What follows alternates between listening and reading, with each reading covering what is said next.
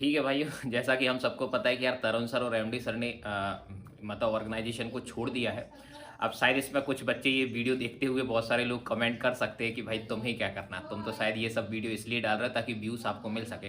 तो यार एक बात मैं आपको बता दूं कि व्यूज़ वगैरह ये सब प्यार तो आप कभी ना कभी दे ही दोगे, अगर हम आपके लिए बहुत कुछ ठीक करेंगे, अगर हम आपको बढ़िया जो चीज़ चाहिए वो अगर हम आपको देंगे तो वो प्यार तो आप कभी ना कभी दे ही दोगे, उस बात की हमें कोई चिंता है नहीं है।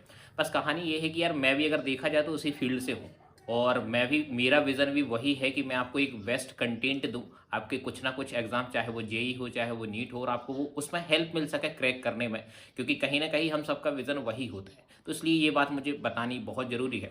और सबसे बड़ी ज़रूरी ये है इस वीडियो को बनाने के पीछे की कहानी ये है कि अगर पिछले कुछ सालों से अगर अपन देखें, पिछले 2-3 साल से अगर देखें, तो उस ऑर्गेनाइजेशन के प्रति हमारा इमोशंस बहुत रहा है, क्योंकि उस पर्टिकुलर उस ऑर्गेनाइजेशन की अगर मैं बात करूँ तो मैं भी बहुत पसंद करता हूँ।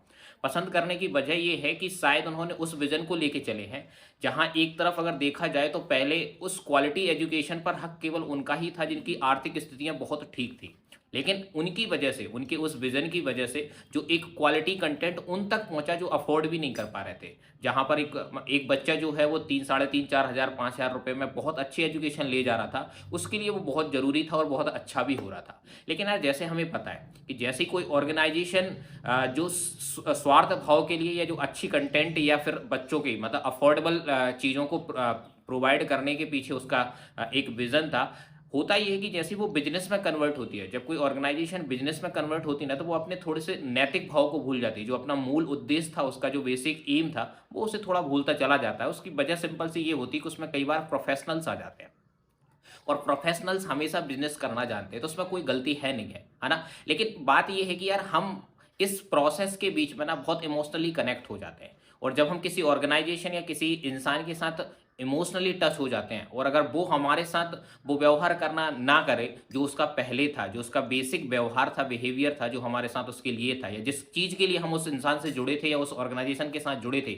अगर उसमें वो कुछ भी बदलाव करता तो बहुत दुख होता है। और ये दुख यार मुझे बहुत अच्छे से जानता हूँ, मैं बहुत अच्छे से समझता हूँ। तो इसलिए इस बात के लिए मैं आपको ये बात बताना चाह रहा हूँ। तो मेरा बस सिर्फ यहाँ कहना सिर्फ इतना है कि यार देखो, ऑर्गेनाइजेशंस आएँगी और चली जाएँगी। ऐसी बहुत सारी ऑर्गेनाइजेशंस अपना विज़न लेके आती हैं और बाद में वो चली भी जाती हैं। लेकिन इस पूरी प्रोसेस में अगर कोई कांस्टेंट रहने वाला है तो वो आप हैं, और वो आपकी पढ़ाई है। तो मैं बस आपसे इतना कहना चाहता हूँ कि यार आप लोग जो विज़न लेके चलते हो, जो हमारे पास नीट हो चाहे जेईई का जो आप पूरा लेके चलते हो, उसमें अगर देखा जाए तो आपके पास 3-4 साल ही होते हैं। और अगर उन 3-4 सालों में अगर हम इस चीज़ पर लगे रहे कि यार वो हमारे लिए क्या मायने रखता है, उसके लिए हमारे क्या इमोशंस है, क्या फीलिंग्स है, तो यार इससे कुछ होने वाला नहीं है, इससे हमारा ही नुकसान है। क्योंकि जिन एग्ज़ाम्स की हम बात कर रहे हैं, नीट और जेईई की हम बात कर रहे हैं, वो इमोशन और फीलिंग्स के साथ नहीं चलती। उनके लिए जो बेसिक ज़रूरी चीज़ है वो है पढ़ाई।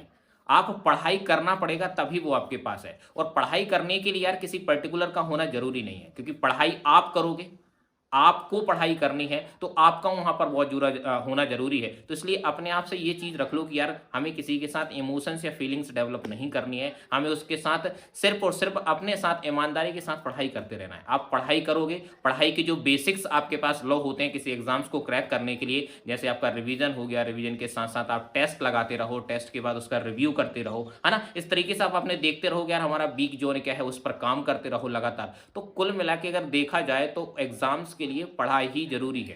किसी भी ऑर्गेनाइज़ेशन के प्रति हमारी फीलिंग्स, किसी इंसान के लिए मतलब ये सब कुछ मायने नहीं रखता है। ये सब चीज़ें कुल मिला के आपको कमज़ोर ही करेंगी। तो भाइयों मेरा सिर्फ़ इतना ही कहना है कि जो भी हो रहा है, उसमें आप बिल्कुल भी ध्यान मत दो, क्योंकि इससे बहुत ज़्यादा डाइवर्टेड होते हैं, और स्पेशली ऐसे समय पर तो बिल्कुल मत दो, जहाँ पर आपके पास पेपर जो है वो लगभग आज से अगर देखा जाए 10-15 दिन बाद ही आपके जेईई का सेकंड अटेम्प्ट है, और कहीं 40 दिन के बाद अगर मैं बात करूँ तो नीट का पेपर है। तो इस सेंसिटिव टाइम में आप इन सब बातों में बिल्कुल मत लगना, मैं आपसे बस इतना ही कहना चाह रहा हूँ। जितना हो सके उतना आप अवॉइड करना, क्योंकि ये फीलिंग्स, इमोशन कहीं न कहीं इंसान को सिर्फ़ तोड़ती हैं। है ना? बस मेरा आपसे यही कहना है भाई, पढ़ते रहें। All the very best. मेरी तरफ से पूरी-पूरी आज से ही मैं आपको अग्रिम शुभकामनाएँ देता हूँ कि आप में से सभी का ही, है ना, जो लोग बहुत अच्छी तैयारी कर रहे हैं, जिन लोगों ने अपना मन लगा के पढ़ा है, भगवान करे आपका नीट भी निकले, और साथ ही साथ आप अगर देखा जाए तो जेईई में अच्छा फोड़ के आएँ, है ना? ऑल द वेरी बेस्ट भाइयों।